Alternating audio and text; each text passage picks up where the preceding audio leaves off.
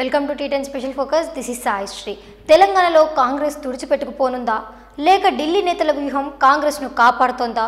CM KCR ఆకర్ష్ను touch చేయకుండానే రాహుల్ కాంగ్రెస్కు పునర్వైభవం తీసుకురాగలరా అనే దానిపై T ten special focus.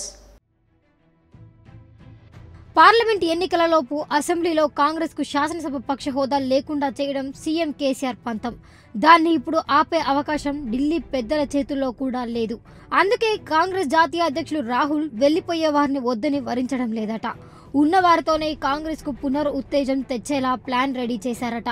Congress senior నేతలను కూడా బరిలో దించడం ద్వారా వీలైనంత వరకు టీఆర్ఎస్కు గట్టి పోటీనివ్వడం. అందుకు కాంగ్రెస్ సీనియర్ నేతలు టీపీసీసీ చీఫ్ ఉత్తమ్ కుమార్ రెడ్డితో పాటు మాజీ మంత్రి కోమటిరెడ్డి వెంకటరెడ్డి భువనగిరి నుంచి బరిలో నిలవనుండగా టీపీసీసీ చీఫ్ ఉత్తమ్ను నల్గొండ నుంచి పోటీ చేయించే యోచనలో అధిష్టానం ఉందట. ఇక మల్కాజ్గిరి నుంచి రేవంత్ పోటీలో ఉన్నట్లు ప్రకటించడం, అభ్యర్థిత్వం కూడా ఖాయమయ్యింది. మొన్నటి వరకు నిజామాబాద్లో అయితే పోటీ చేయబోనన్న మధు యాష్కిని కూడా అక్కడి నుంచే పోటీ చేసేలా మనసు మార్చిందట అధిష్టానం.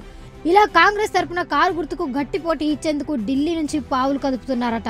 దాంతో టీఆర్ఎస్ ఇప్పటి వరకు భావించిన వారు వన్ సైడ్ కాస్త సీనియర్ల పోటీతో నువ్వా నేనా అన్నట్లు మార్చడమే రాహుల్ వ్యూహమట.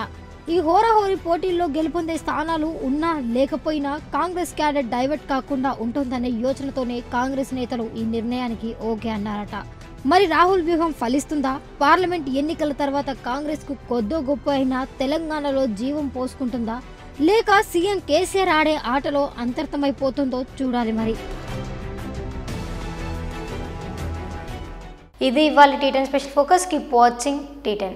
ఈ వీడియో మీకు నచ్చినట్లయితే లైక్ చేయండి, షేర్ చేయండి. ఇలాంటి మరిన్ని అప్డేట్స్ కోసం మన ఛానల్ని సబ్స్క్రైబ్ చేసి కింద కనిపిస్తున్న బెల్ బటన్ని క్లిక్ చేయండి.